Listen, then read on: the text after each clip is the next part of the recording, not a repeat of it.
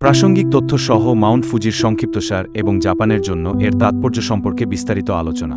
৩,৭৭৬ metre উঁচু Mount Fuji জাপানের সর্বোচ্চ শৃঙ্গ, যা প্রায় ১০০,০০০ বছর আগে শুরু হওয়া আগ্নেয়গিরির ক্রিয়াকলাপের ফলে তৈরি হয়েছিল। আজ মাউন্ট ফুজি এবং এর আশেপাশের এলাকা হাইকিং, ক্যাম্পিং এবং বিশ্রামের জন্য একটি জনপ্রিয় বিনোদনমূলক গন্তব্য। মাউন্ট ফুজি একটি আকর্ষণীয় আগ্নেয়গিরির স্থান।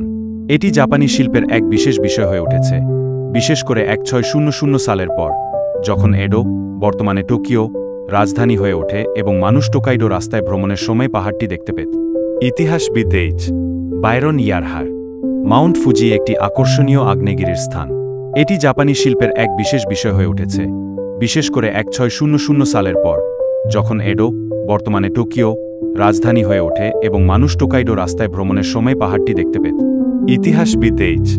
বাইরন ইয়ারহার। প্রাচীনকাল থেকেই এই চূড়াটিকে পবিত্র বলে মনে করা হয়ে আসছে এবং তাই মহিলাদের জন্য এটি নিষিদ্ধ ছিল।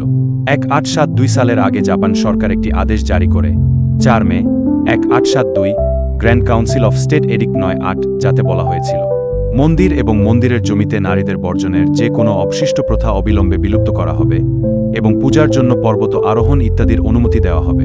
১৮৩২ সালের শরৎকালে জাপানি মহিলা তাৎসু তাকায়ামা ফুজি পর্বত আরোহণকারী প্রথম মহিলা হিসেবে রেকর্ডে স্থান পান। জলবায়ু। ফুজি পর্বতের চূড়ায় তুন্দ্রা জলবায়ু কোপেন জলবায়ু শ্রেণীবিভাগ এট রয়েছে। উচ্চতায় তাপমাত্রা খুবই কম থাকে এবং বছরের বেশ কয়েক মাস তুষারে ঢাকা থাকে। সর্বনিম্ন রেকর্ড করা তাপমাত্রা হল ৩৮০,৩৬,৪ ফ, যা ১৯৮১ সালের ফেব্রুয়ারিতে রেকর্ড। ফুজির মৌসুমি তুষারপাত গড়ে ২ অক্টোবর থেকে শুরু হয়।